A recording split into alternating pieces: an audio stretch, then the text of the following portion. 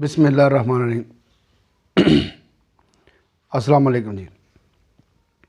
میں نہیں جانتا آپ کا حکیم مبارک علی، شاید کہ تیرے دل میں اتر جائے میری بات۔ حقائق بیان کی جاتی ہے کہ دہلی انڈیا میں جہاں حضرت نظام الدین اولیاء محبوب الہی کا مزار مبارک ہے، وہ ایک گاؤں بھی ہے جس کا نام بستی نظام الدین ہے۔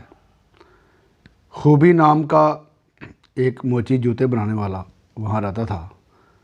اس کے دل میں بزرگان دین کی محبت عشق کی حد تک سمائی ہوئی تھی، لہٰذا اس کا روزانہ کا معمول تھا کہ وہ سارا دن لوگوں کے جوتے ٹھیک کرتا اور شام کو اپنے کام سے فارغ ہو کر حضرت صاحب کے دربار یعنی مزار مبارک پر تشریف لے جاتا، جا کر بیٹھ جاتا اور وہ اس طرح ادب کے ساتھ بیٹھتا کہ گویا حضرت صاحب کو اپنی آنکھوں سے دیکھ رہا ہے، اور صبح سے شام تک جو کچھ واقعات گزرے ہوتے من و ان بیان کر دیتا۔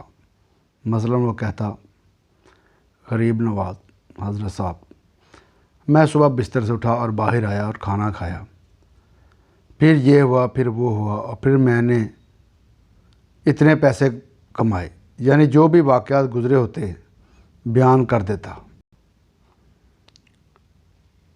اور تھوڑی دیر خاموش رہتا اور واپس گھر آ جاتا۔ اگلے دن پھر اسی طرح سے جاتا اور عرض کرتا کہ حضرت صاحب فلاں سے لڑائی ہوگی، پھر صلح ہو گئی، جو بھی دن بھر اپنی آنکھوں سے دیکھتا اور کانوں سے سنتا بیان کر دیتا اور واپس آ جاتا۔ ہر روز اس کا یہی معمول تھا۔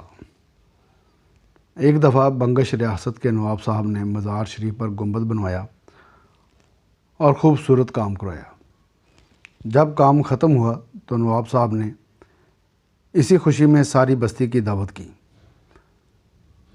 لیکن ایسا اتفاق ہوا کہ اس دعوت میں اس خوبی کو کوئی بھی حصہ نہ ملا۔ اس جوتے بنانے والے کا نام تھا خوبی۔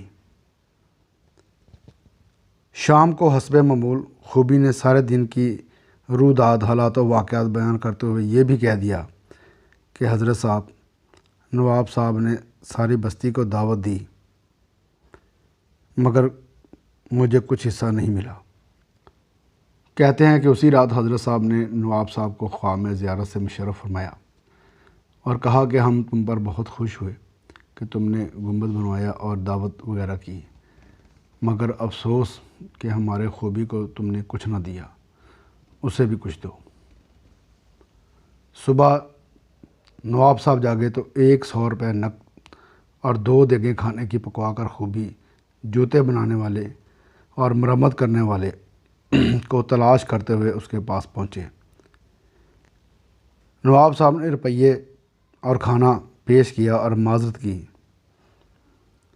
جب خوبی کو یہ سب ملا تو نہایت متانت اور محبت کے لہجے میں کہا کہ ہاں جاؤ، آج یہ بھی بتا دیں گے، پوستہ رہ شجر سے امید بہار رکھ۔ السلام علیکم ورحمۃ اللہ وبرکاتہ۔ آپ کا حکیم مبارک علی۔